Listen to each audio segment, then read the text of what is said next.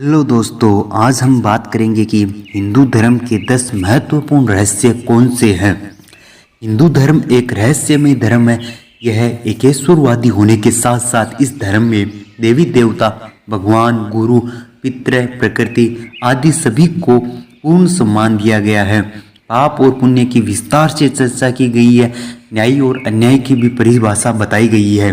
कर्मफल को भाग्यफल से महत्वपूर्ण माना गया है। पुनर्जन्म में इस धर्म की गहरी आस्था है।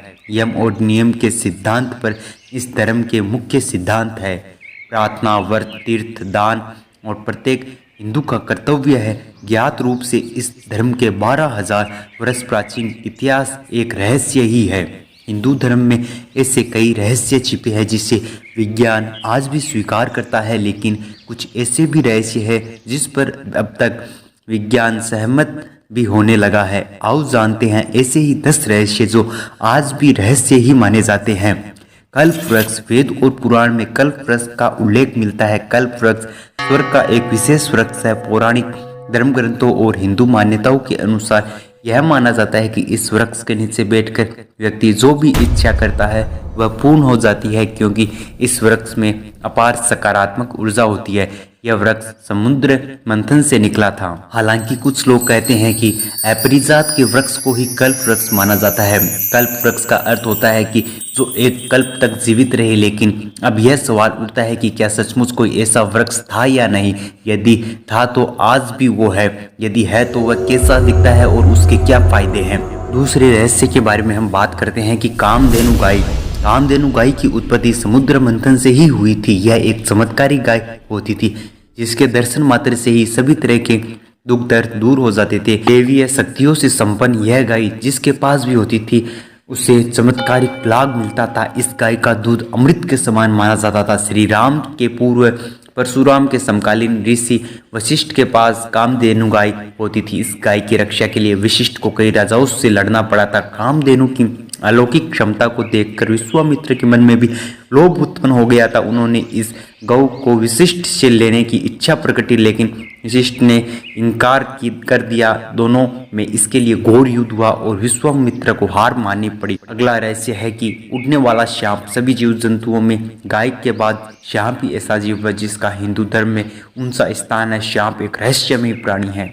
देश भर के गांवों में आज भी लोगों के शरीर में नाग देवता की सवारी आती है। शिव के प्रमुख गणों में सांप भी है। भारत में नाग जातियों का लंबा इतिहास रहा है। कहते हैं कि 100 वर्ष से ज्यादा उम्र होने के बाद सर्प में उड़ने की शक्ति आ जाती है। सर्प कई प्रकार के होते हैं। मणिधारी, इच्छाधारी, उड़ने वाले, 10 फणी तक के सांप जिसे शेषनाग कहा जाता है। नील मणिधारी सांप को सबसे उत्तम माना जाता है।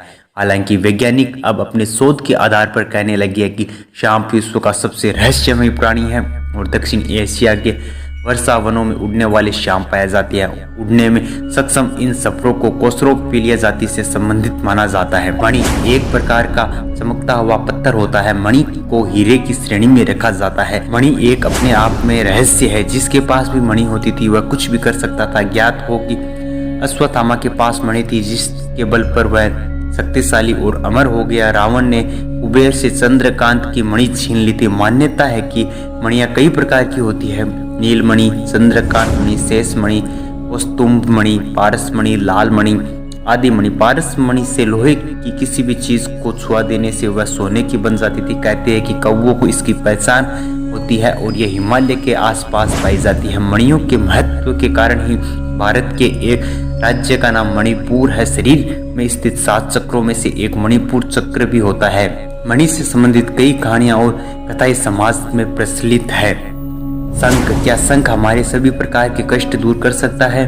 भूत प्रेत और राक्षस भगा सकता है? क्या शंख में ऐसी शक्ति है कि वह हमें धनवान बना सकता है? क्या शंख हमें शक्तिशाली व्यक्ति बना सकते हैं? पुराण कहते हैं कि सिर्फ एक शंख ही है जो यह संभव कर सकता है। शंख की उत्पत्ति समुद्र मंथन के दौरान हुई थी। शंख को हिंदू धर्म में महत्वपूर्ण माना जाता है। शंख कई प्रकार के होते हैं।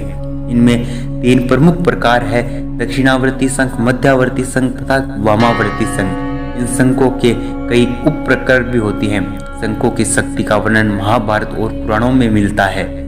महाभारत में कृष्ण के पास 5 जन्य अर्जुन के पास देवदत्त, युधिष्ठिर के पास अनंत विजय और भीष्म के पास पौंड्रिक, नकुल के पास घोष और सहदेव के पास मणिपुष्पक था। सभी के शंखों का महत्व और शक्ति अलग अलग थी। पुनर्जन्म का सिद्धांत सिर्फ हिंदुओं में ही है। यहूदी और इस धर्म से निकलने वाले धर्म ईसाई, इस्लाम इस सिद्धांत को नहीं मानते, लेकिन अब विज्ञान इस पर सहमत होने लगा है। हिंदू धर्म के अनुसार आत्मा अजर और अमर होती है। स्थूल शरीर की उम्र 120 वर्ष है। इस शरीर के आसपास स्थित सूक्ष्म शरीर कभी नहीं मरता, यह परिवर्तित होता रहता है। सूक्ष्म शरीर के बीचों बीच स्थित कारण शरीर होता है, आत्मा का वास होता है। ये दोनों ही शरीर अपना रंग रूप, आकार, प्रकार बदलते रहते हैं। इनकी क्षमता घटती और बढ़ती रहती है। हिंदू धर्म के अनुसार आत्मा एक शरीर को छोड़कर दूसरा शरीर धारण कर लेती है। यह चक्र तब तक चलता रहता है जब तक मोक्ष की प्राप्ति नहीं हो जाती। मोक्ष का अर्थ है कि खुद के मूल स्वरूप को पहचाना, यह जाना कि मैं शरीर नहीं हूँ। जड़ी बूटी का रहस्य एक ऐसी जड़ी बूटी है जिसको खाने पर उसका असर रहता है, तब तक व्यक्ति गायब रहता है। एक ऐसी बूटी जिसका सेवन करने से व्यक्ति को भूत भविष्य का ज्ञान हो जाता है। क्या सचमुच ऐसा है? क्या संजीवनी बूटी होती है? आजकल वैज्ञानिक पारे, गंधक और आयुर्वेद में उल्लेखित कई प्रकार की जड़ी बूटियों पर शोध कर रहे हैं और इसके चमत्कारिक प्रमाण निकाल रहे हैं। आयुर्वेद और अथर्ववेद में उल्लेख है कि इस तरह की जड़ी बूटियां होती है जिसके प्रयोग से स्वर्ण बनाया जा सकता है। सोने के निर्माण में तेल या कंद जड़ी बूटी का बहुत बड़ा योगदान माना जाता है। ऐसी भी औषधियां होती है जो व्यक्ति को फिर से जवान बना देती है। औषधियों के बल पर व्यक्ति 500 वर्ष तक निरोगी रहकर जिंदा रह सकता है। माना जाता है कि जड़ी बूटियों के बल पर यहाँ तक कि सभी तरह के दुख दर्द को दूर किया जाता है। वही धनवान भी बना जा सकता है। जड़ी बूटियों से सम्मोहन टीका भी बनाया जा सकता है। जड़ी बूटियों के माध्यम से धन, यश, कीर्ति, सम्मान आदि सब कुछ पाया जा सकता है। ज्योतिष और वास्तु, क्या ज्योतिष का ज्ञान सही है या नकली ज्योतिषों के कारण ज्योतिष की प्रतिष्ठा गिर गई? लेकिन ज्योतिष को वेदों का नेत्र कहा गया है। यह एक ऐसी विद्या है जिसके माध्यम से प्राचीन काल ऋषि भूत, वर्तमान और भविष्य को जान लेते थे। साथ ही वे ब्रह्मांड की हर हरकत पर नजर रखते थे। संस्कृत शब्द का अर्थ है कि परिपूर्ण भाषा। सभी भाषाओं की जननी है संस्कृत। वैदिक काल में संभाग लोग संस्कृत बोलते थे। संस्कृत को देव की भाषा माना जाता है, जिसे देवनागरी लिपि में लिखा जाता है। संस्कृत भाषा में व्याकरण में विश्व भर के भाषा विशेषज्ञों का ध्यान आकर्षण किया है। अगला रहस्य है ध्यान। हिंदू धर्म का 10वां रहस्य है ध्यान। ध्यान योग का 7वां अंग है। वैदिक ऋषियों की यह खोज वैज्ञानिकों के अनुसार सबसे महत्वपूर्ण खोज मानी जाती है। ध्यान पर कई शोध हुए हैं और यह पता चला है कि ध्यान हर तरह से रोग को दूर कर मस्तिष्क को शांत करने की क्षमता नहीं रखता। यह हमारी शारीरिक और मानसिक क्षमता को बढ़ाता है। सोच से पता चला है कि लोगों का ध्यान की मदद से अपने शरीर में जेनेटिक गतिविधियों को भी नियंत्रित कर सकते हैं, जिसमें गुस्से को काबू करना, सोच, आदतें या सेहत को सुधारना शामिल है। इस शोध का मॉलिक्यूलर बायोलॉजी के क्षेत्र में एपिजेनेटिक्स से भी सीधा संबंध है, जिसके अनुसार आसपास के माहौल का जीन के मॉलिक्यूलर स्तर पर स्थायी प्रभाव पड़ सकता है। आज के इस वीडियो में हमने आपसे हिंदू धर्म के 10 रहस्यों के बारे में बात की है। हिंदू धर्म में कई ऐसे रहस्य भरे पड़े हैं जिनसे आज भी हम अज्ञात है। आप भी हमारे हिंदू धर्म की संस्कृति के बारे में जानने चाहते हो तो हिंदू धर्म के रहस्यों के बारे में जानने चाहते हो तो हमारे चैनल को सब्सक्राइब कीजिए और हमारे चैनल से जुड़े रहिए। अगला वीडियो भी हम इस प्रकार के अलग टॉपिक लेके आएंगे, जिससे आपको हमारी भारतवर्ष की संस्कृति पर गर्व होगा।